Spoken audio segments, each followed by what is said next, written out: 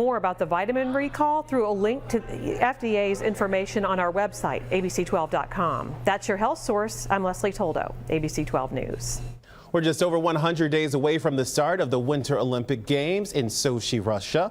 The kickoff celebration began last weekend with the Olympic torch lighting in Greece. What can we expect from the Sochi Games? During their recent trip to the G20 summit in Russia, our Washington bureau stopped by the Olympic Village to get a first-hand look. ABC 12's Ted Fioraliso has the story you will only see on ABC 12. Your eyes aren't deceiving you. I'm standing on a beach in Sochi, Russia. And yes, this is the site of the next Winter Olympics. So how's all that gonna work? Surf, sand, and sun. Sochi is known as a summer vacation spot.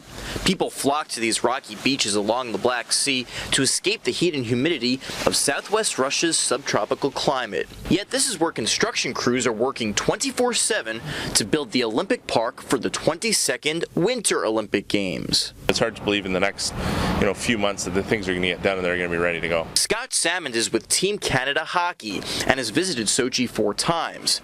We talked about the differences between the setup at the 2010 Games and the upcoming Olympics. From Vancouver, obviously, for me being a home games, it's very different in that the organization, the preparation, and some of the venues already existed. I think that's probably the biggest difference. Here, it's a hockey country, so their venues are almost ready to go. It's just the auxiliary kind of support around the games that are still going to be a challenge, I think. The Sochi Games are divided into 2 clusters.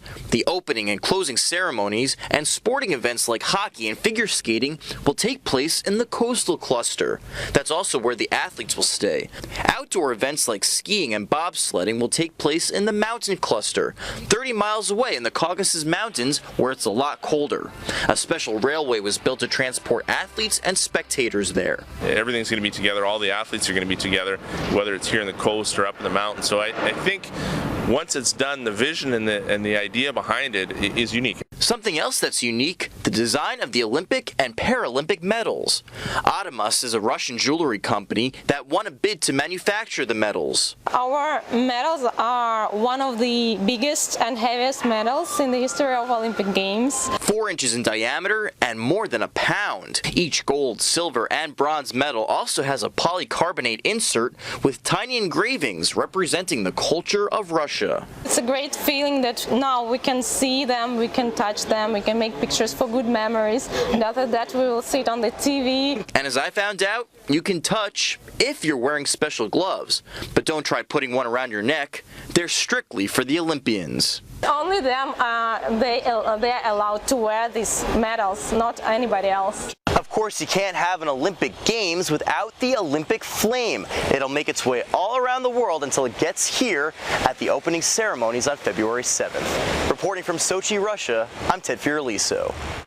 It's always nice when the Olympics roll around, winter or summer. It is. Games. And it's interesting to see the whole town and all the work that goes into creating this virtual city. Yeah. They'll be ready. And here, little trivia, 2 years later, the Summer Olympic Games will be where? Do you remember?